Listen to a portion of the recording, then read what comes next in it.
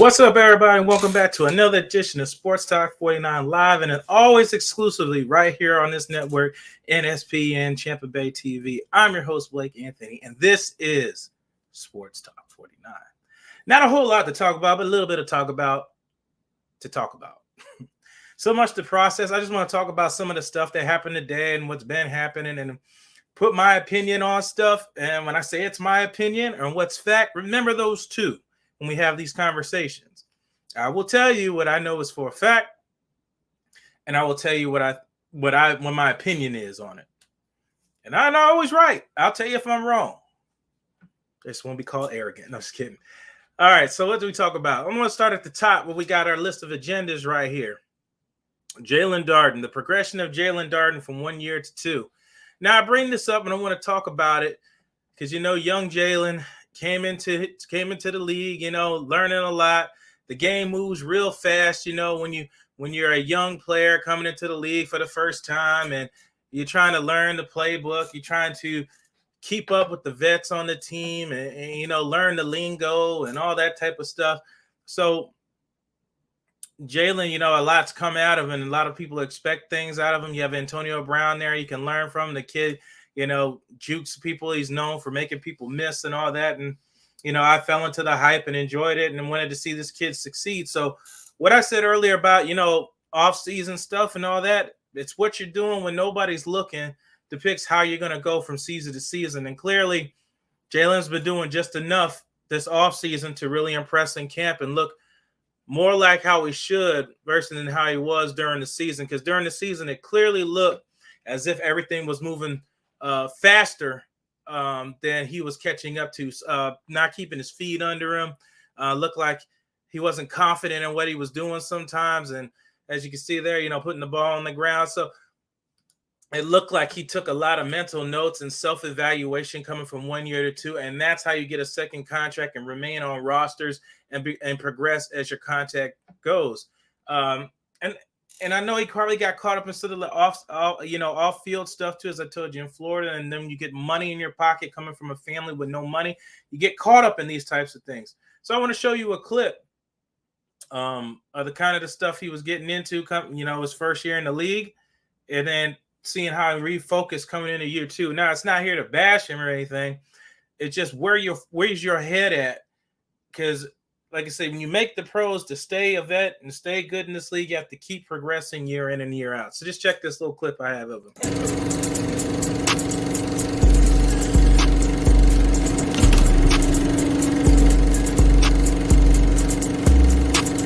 If it ain't about Mo, gotta go.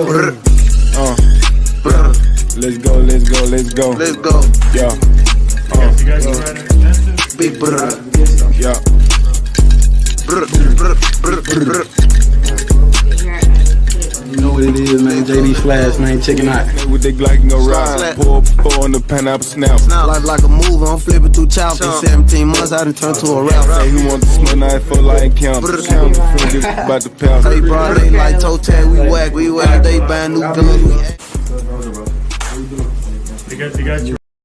Now, my issue with that is because Jalen saw really, really minimum playing time on the field unless injuries happened. Him and Scotty Miller both.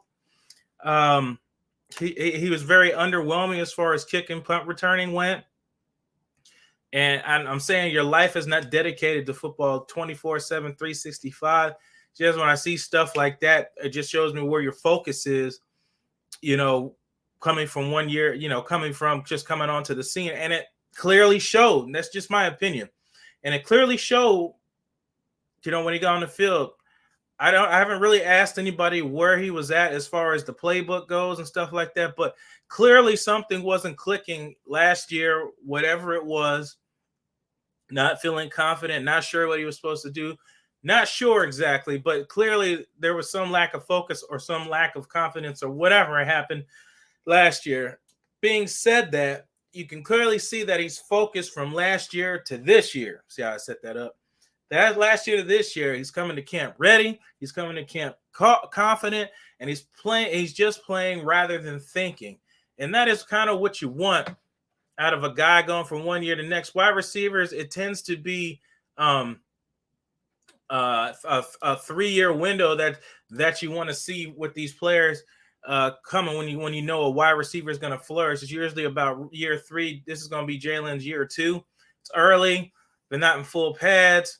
So we'll see what happens. Keyshawn Vaughn's, they said, he's really increased his pass catching. It's another guy, made the best of his opportunities last year when he got to play. And Keyshawn has done that every time he's gotten a chance to play. So then you got Leonard Fournette. Apparently they're talking about him coming in overweight, not focused, got that contract. And now he's, playing hard to get the contract. Then when you get the contract, you kind of take a step back. That's kind of what they're thinking right now with Leonard. It's kind of what they're thinking right now with Leonard. And so we'll see. He might have been wearing stuff under there. They say he looks a step slower. I don't know. If that's the case, then I'm sure the Tampa Bay Buccaneers will likely play with the rookie, Keyshawn Vaughn. Some of the other players on the roster. I mean, you got to do what you got to do. Todd Bowles says he's going to go run the ball heavy this year coming up. So we'll see. We'll see what happens coming into this year as far as running pass goes, because Byron Leftwich offense is clearly an air raid offense. They've been first, if not first, in the top areas as far as aerial assault goes, and their running game hasn't really been so much. So it just makes me scratch my head sometimes with the investments of running backs, but you're not contributing to the running game. You bring back Giovanni Bernard, great passing, catching back, and still, in my opinion, has a lot left in the tank as far as running the ball is concerned. So moving on from Jalen Darden, it looks like he's going to have a great year too. Going to look forward to seeing him in these preseason games and see where he's at. Of course, he's going to have Kyle Trask throwing to him and some of the other Kyle Trask and why is his name slipping my mind? Ryan Griffin and possibly some other camp bodies that might get to try to make a roster spot. So we'll see. Blaine Gabbert, of course. So next topic, Tom Brady and Bruce Arians. Everybody's talked about this subject, and here's that part where I tell you what's fact and what's fiction. Per a very seasoned veteran on the roster, that there was some kind of turmoil. Granted, there's always argument. It's like a family. You guys play together. You guys are around each other a lot. So there is times where guys don't get along. Everybody's alpha male mentality there, and they have issues, among each other, whether it's not like they bitterly hate each other. It's maybe sometimes people need to reevaluate what they are, stuff like that. With that being said, there was some kind of rift there. This is a fact. There is a rift there. Granted that Tom Brady was going to would leave. I don't know if it was going to be to Miami or whatever it was. That part I don't know. If Bruce Arians was going to coach another year. So Bruce Arians, as he said, he thought this was the perfect time to step down, promote Todd Bowles into the position. And Tom Brady, shortly after that, came back and played on his team. As you said, he got the text messages. People got text messages. Tom was coming back. He asked Leonard Fournette, what are you doing up there in text messages? So when people go overly friendly to keep repeatedly saying there was no rift, clearly there was a rift, because if there's not, now you're not going to speak on much of it.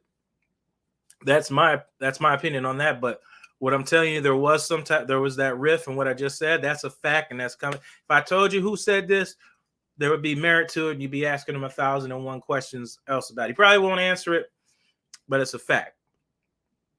Moving on. Akeem Hicks. Oh, my Lord. I said, let me just play this interview. I guess this is one of the first interviews. Akeem Hicks. I always want to say Knicks, from wide receiver from Chapel Hill. Coming to the team. Media finally getting a chance to talk to him and all that. So we'll hear from Akeem Hicks, and I'll tell you my opinion on it. I already did a full breakdown of tape and stuff like that, talking about him. I've been an advocate on social media, talking about bringing in veterans on this team. I still think they need one more, unless one of these younger players are showing out that they can fill that gap with the rotational pass rush. And barring injury. So I'm interested to see if there's a player that's going to step in, so you don't have to go get another veteran, which has been mentioned. Trey Flowers, Carl Nassib, Anthony Barr, and guys like that. So let's hear from Hicks, and then I'll comment after that. Thank you. What other teams you looked at, but what brought you to Tampa, and how this is to be settled in here? One of the biggest things bringing me to Tampa is a chance to win. I would say that happy to be here, happy to be back with Tom. I know in that quarterback position you always got a chance to win a game with a guy like that. So that was one of my reasons for being here. Also, all the weapons that we have on defense. How frustrating has it been a team with the injury bug a couple of years? Yeah. I think it's just a part of life. I think it's a part of the life that I've chosen, right? With football, you're not going to leave the game, without dealing with your certain amount of, bang-ups and situations where, it takes some of what you love to do away from you. But I would say that in understanding that, I've learned to appreciate it and make sure that I put myself in the best position so I can stay out there. How would you compare and contrast the Brady from 2015 to the Brady that you see today? I think he was just as dominant. I would say that he looks like he's in great shape, and he always looks like he's in great shape, and he's always making the right decisions. It's a hell of a day to have to go out and play against him, which I've had to do in several occasions, but it's fun. What did you see from him today specifically? I mean, he didn't look like a guy that was sitting on the couch for 40 days in retirement. Yeah, I was working so much on making sure that I get the defense installed that I didn't get a chance to admire Tom like you guys. King, you're a big man. Your thoughts on Vita Vea lining up next to you and the 1-2 punch you guys can have inside? I've been watching him for a couple years, and one of the things that I love that he does is push up the field. He disrupts that pocket quite a bit, and it's something that a powerful guys that play with power like myself, we admire. You weren't able to play last year when the Bears came to town to play against the Bucs, but the season before that, you played the Bucs again. Mm-hmm. What do you remember from that game, especially going up against someone like Ryan Jensen or the rest of the offensive line? I remember it was a very formidable team. I felt like when we stepped on there that we were going to have to, fight for our field. And I think that the game was close, right? That's about as much as I remember from it. Good competition. You said that thankfully you don't have to play Brady this year. You have the same feeling about Jensen? Ryan Jensen? What do you mean? The same feeling? You have to go against him once in a while, right? Mm-hmm. He's supposed to be very ornery, very nasty. Plays to the whistle or the echo of the whistle. Yeah. You glad you don't have to go up against a guy like that? That's a lot of centers. A lot of centers across the league, they have to play with that type of tenacity, right? I think that it gives them extra bite when they're going on those help blocks and stuff like that. And so I think the way Jensen plays the game is, something that a lot of centers will want to emulate. What do you think are the biggest things that you're going to bring to this defense? You mentioned how talented it is already, some of the players on there. What are you specifically going to bring to this defense to make it better? I'm just going to be myself, play hard, play strong. That's one of my talents, being able to push the pocket, work a move, get some pass rush going, play stout against the run. I'm just going to be me. What's your ideal snap count? Because some guys, they kind of need a little bit of a breather there so that they can kind of maintain that explosiveness and that power. Sometimes bigger guys, like for you, is there a happy place for you as far as snaps go? Oh, no. For my 11-year career, I've never really tried to focus on how many snaps I'm going to play that day. I want to be available for my team, be available especially in crucial situations, and play strong. That's it. This team has invested a high second-round pick in Logan Hall, number 90. What have you seen from him? I know you've only seen him for one day. Yeah. And then what is the challenge for a rookie defensive tackle coming into this league? What's the hardest Pad thing? level. I'll give you that off the rip, pad level. The moment you don't have your pad level right, they're going to teach you a valuable lesson. I would say that Logan, he looks very athletic. He looks like he has a lot of quick twitch, but that's as much as I've seen from him in one day. Is that going to be a hard lesson for him because he's such a long guy? Pad level can be challenging? I experienced it myself. I'm a tall, long guy, and coming into the league, you're used to being able to bully guys around with your length and power, but those guys got the same thing now. What was your initial reaction to meeting Coach Bowles, Coach Foote, Coach Rogers, and did they have any message for you or expectations for what they want from you this season? I think I'm still digesting everybody. I'm still getting to know people. I'm still learning my way. I didn't know how to get around the building this morning.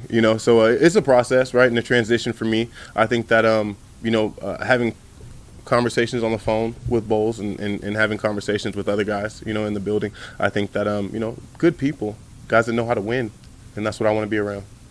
Let's talk about winning culture with teams, and obviously this team has developed some of that because they won a Super Bowl. But just what is that difference that you like that winning culture? Like, can you feel it when you come into an organization like this versus one that maybe isn't quite there yet? I'll give you a tidbit that I got from today during practice on this field over here. I heard guys on the defense chirping guys on the defense and trying to make them play better, trying to motivate them, and I think that's a winning culture. You know what I mean? When a guy doesn't, when you look around and somebody's kind of chastising you or criticizing what you've done, and you're able to receive that and try to be better, I think that's winning culture, and I saw some of that today.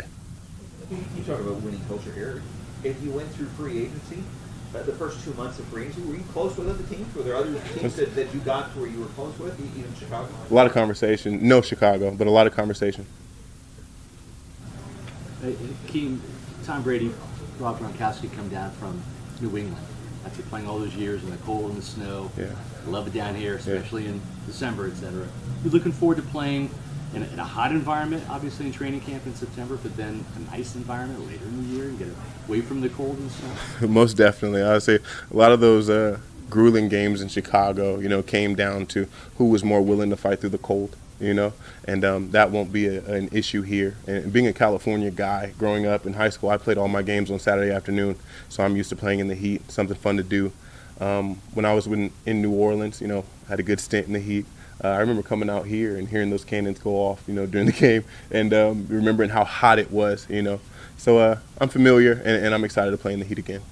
You had some really good defenses in Chicago some of those years, but the other side of the ball sometimes it was a struggle. You didn't have an elite quarterback. Now you got Tom Brady. How excited did that get you in terms of being a complete team? Something I thought of often is that, when I came into the league, I had Drew Brees and Tom Brady were my first two quarterbacks. And then I went to Chicago. It wasn't Drew Brees and Tom Brady, we'll just say that, right? And so it's I feel spoiled. I feel spoiled to have somebody on the other side of the ball that can deliver all the time. And he's proven it over the years. Was that a draw for you in your free agency? This is to be with an established quarterback, an established team offense, or it's just kind of everything fell into place with Tampa? No, definitely. It was definitely a draw. I would say that, it benefits a defense to have a quarterback that can control the clock, the ball, and the field position. And that's what we have here. I know you're still getting your bearings here, but you mentioned the greatness of Tom Brady, a guy that he's done so much with, Rob Gronkowski. I know Leonard Fournette was saying that he hits him up like twice a week and checks in with them and is kind of trying to pester him about coming back. Will you be doing any recruiting of Rob? Oh, no, I couldn't say that. I would say that I don't have any comment on that, actually. Whatever he does, that's his thing, and I wish him the best, and I would love to play with him again. There's no question there. I would love to play with him again. I know what he can bring to a team. But you're also a vet, and you know that this game takes a toll on those grown bodies. Well, I'm telling you, and he's battled for years. I watched him when I was, even before I was in New England, and then watching him in New England, getting that up-close view. He plays very physical. And guys are trying to take him out. They're especially trying to take him out low because he's such a big tight end, and they don't want to hit him up straight. So I respect whatever he does, and I would love to play with him again. Is there anything specific to this 3-4 scheme with both runs that you felt, what this is going to match what I could do? I can't say yet. I'm still digesting it. I plan on learning more. But from what I've seen on tape, this defense knows how to hunt, and they know how to be physical, and that's what I want to be a part of. Because it seems like, this defense just has so many sub-packages. How does it compare to the intricacies that you guys had in New England defensively? Because they're doing a lot of different things, too. Wow. So that's 7 years ago. Yeah. I couldn't even say. I really couldn't say. I do remember playing for Matt Patricia, though, and that was a fun time in my life. Yeah. Fun time playing defense. Take a couple more, please. I know roster weight to weight can be all over the place. Is there a number you'd like to be at when you play this season? Yeah, it's for me, too. You guys good?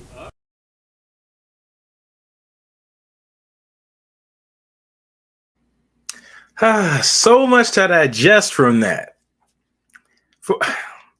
I'm not just gonna say it.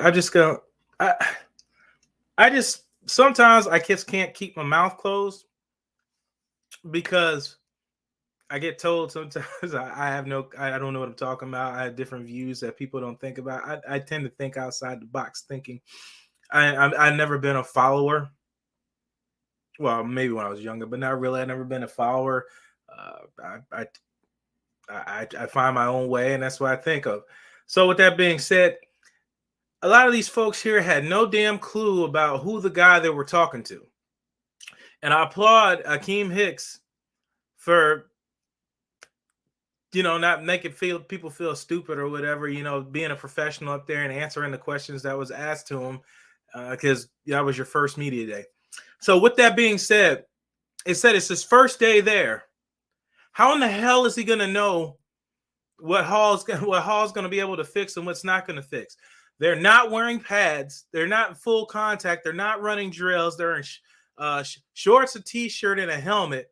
So you can't tell what he really can and can't do in shorts and a t-shirt. Robert Ayers will tell the great quote from Robert Ayers: "You ain't gonna tell me you're getting better wearing shorts and a t-shirt." Facts. That is one of the biggest lines right there from the get-go. So asking that question several times is just redundant and stupid. Next, I know Jenna Lane always wants to ask people about how they worship Tom Brady. That's just her thing. I've come to accept that. He's been in the league 11 years. He quietly educated y'all on where he's been in his career. Y'all didn't mention that he was drafted to the New Orleans Saints and beat up on the Bucs for a while with Drew Brees. I said, nobody asked him a question about the division rival, what that's going to be like playing against the former team that drafted him. Y'all didn't pay attention that he already has played with Tom Brady on the team. So he knows what the work ethic of Tom Brady is. He knows what Tom Brady thinks and how he prepares for games, which y'all didn't tap into.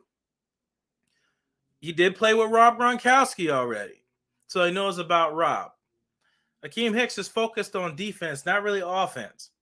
Yes, like he said, he feels spoiled that his first two quarterbacks were two Hall of Famers, Drew Brees and Tom Brady. So that part, he's already, established that, and he's played there, and he played in New Orleans a lot longer than he did. It was 7 years in New Orleans versus, the 1 year he played in New England. I believe it was in 2015, if I'm not mistaken.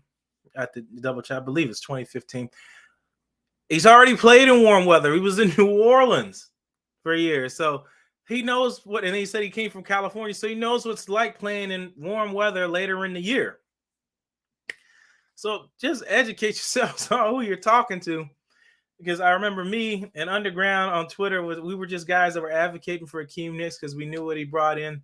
He's already familiar with playing in a 3-4 system. He let you know Matt Patricia has played in multiple. They based themselves on multiplying,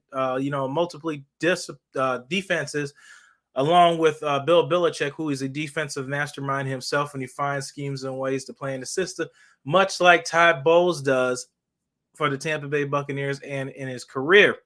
You find ways to put guys in position to what you think the strengths and weaknesses are on the opponent you're playing against. He has no clue what his snap count's going to be. First, he's got to make it through camp healthy before we even talk about snap count. Who's going to play well these next weeks coming to the preseason and during the first week of the season? See what guys are available before they get hurt. See who gets cut coming into the roster cut breakdowns and stuff like that. So there could be somebody there the Bucs want on the offense or the defensive end. Again, I still think they need to add just one more piece on the defense as far as depth is, unless one of the younger guys show out that they can perform in case one of the guys go down. So it was fun watching Akeem Hicks. He has the personality that I thought he had, doing my homework on him. It was just rough watching that, because I can clearly tell that people didn't prepare to talk to this guy. You asked him questions if he's a Tom Brady fanboy. Like I said, he's already played. He's been in the league 11 years. So he's played against all these guys already and know these guys. Probably got his number in their phone already. So he's not wowing Tom Brady as if that's what you want to ask him. He's already played with him. He's been in the league. He's a veteran. Learned his way through the game, learned the tricks in the trade, learns from the veterans, and all that stuff. So it's just, it was, like I said, it was fun watching him, but it was just rough listening to the questions that were asked him, because some folks there were just ill prepared on the questions that they asked him. So whatever. So hopefully they'll learn over time with all of that. So that will be my question to him: is how does he feel about playing his former team that drafted him twice this season? How long is he going to be here? And it's such a heated rivalry. Now he's part of that rivalry coming into the 2022 season. That's what I would have asked him. But I'm me and they're them. that's all I really got for today. Just talk about some updates. Stay tuned for all types of new stuff coming right here on NSPN, Champa Bay TV, Sports Talk 49. As you know, I'm Blake Anthony. I'm the host of Sports Talk 49. So I'm going to get out of here, and I'm going to do this as we always do. You're the master of everything. What you do with your life, what you do with it is entirely up to you. Thank you, guys. God bless, and as always, fire those cannons. Boom.